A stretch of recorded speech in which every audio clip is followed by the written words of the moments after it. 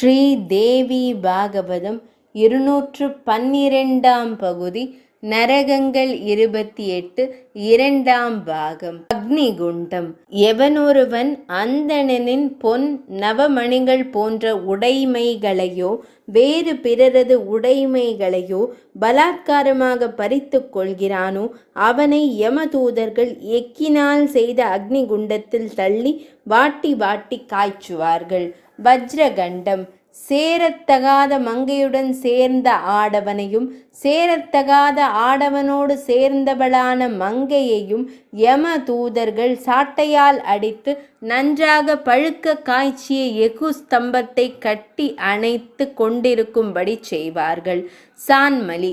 மேலானவர் கீழானவர் என்று வித்தியாசம் எதையும் கருதாமல் எல்லா பெண்களோடும் எவன் ஒருவன் நீச்சத்தனமாக கூடி மகிழ்கிறானோ அவனை யம கிங்கரர்கள் இந்த சான்மலி என்ற நரகத்தில் தள்ளுவார்கள்.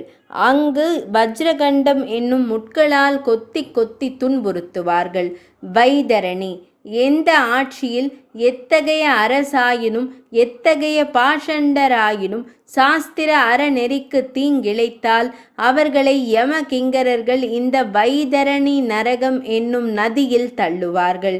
நீர்மயமாக இருக்கும் இதில் தள்ளப்பட்டவர்கள் இதில் வசிக்கும் கொடிய நீர் ஜந்துக்களால் உடல் முழுவதும் கடிக்கப்பட்டும் இறக்க மாட்டார்கள்.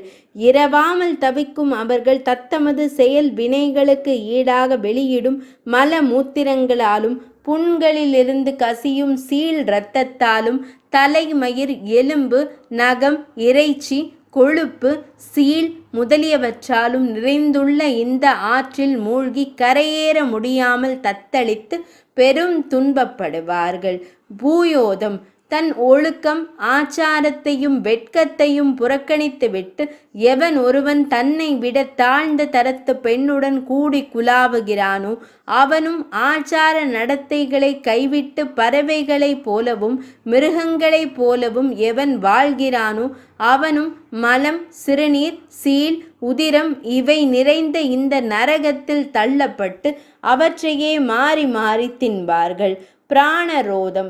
எந்த பிராமணன் நாய் கழுதை முதலிய பிராணிகளுக்கு எஜமானனாக இருந்து தினந்தோறும் வேட்டையாடுகிறானோ எவரெவர் மிருகங்களை கொலை செய்கிறார்களோ அவர்களை யம கிங்கரர்கள் இந்நரகத்தில் தள்ளி அம்புகளை எய்து வருந்தும்படி செய்வார்கள்.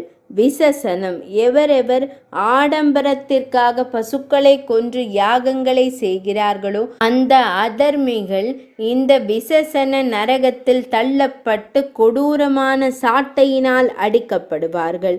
லாலாபக்ஷம்.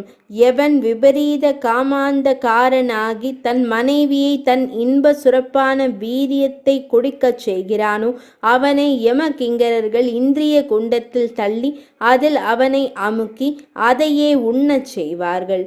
சாரமேயாதனம். வீடுகள் முதலானவற்றை தீயிட்டு கொளுத்துகிற தீயவர்களும் விஷத்தை ஊட்டும் கொடியவர்களும் பிரஜைகளை குவியலாக கொன்று குவிக்கும் பாவிகளும் ராஜ்யத்தை பாழடிக்கும் ஆட்சியாளர்களும் இந்த நரகத்தில் தள்ளப்பட்டு அவர்களை நாய் இறைச்சியை சாப்பிடும்படி செய்வதோடு 20க்கும் மேற்பட்ட நாய்களை ஏவி அவர்களை கடித்து தின்னச் செய்வார்கள். 700 நாய்களால் கடிக்கப்படும் இந்த நரகத்திற்கு சாரமே யாதனம் என்று பெயர். அவீச்சி. ஒரு பொருளை தானம் செய்யும் போதும் பிரியமாக கொடுக்கும் போதும் சாட்சி சொல்லும் போதும் தன் பெயரை முன்னிறுத்தி சொல்பவர்கள் அவீச்சி என்ற இந்த நரகத்தில் தள்ளப்பட்டு உயரமுள்ள இந்த மலையின் உச்சியிலிருந்து கீழே விழும் வகையில் வீழ்த்தப்படுவார்கள். அவ்வாறு விழும்போது இந்த நரகம் நீரின் அலைகள் போல கண்ணுக்கு தோற்றமளிக்கும். ஆனால் அந்த அலைகள் வெறும் பிரம்மை தோற்றமாகையால் பாவிகளின் உடல் கீழே விழுந்து பொடி பொடியாகிவிடும். அப்படி பொடியான பிறகும் உயிர் நீங்காது பொடி பொடியாய் கிடக்கும் அவற்றை யம தூதர்கள் எடுத்து சேர்த்து மீண்டும் இந்த நரகத்தில் தள்ளுவார்கள். 212ஆம் பகுதி நிறைவடைந்தது.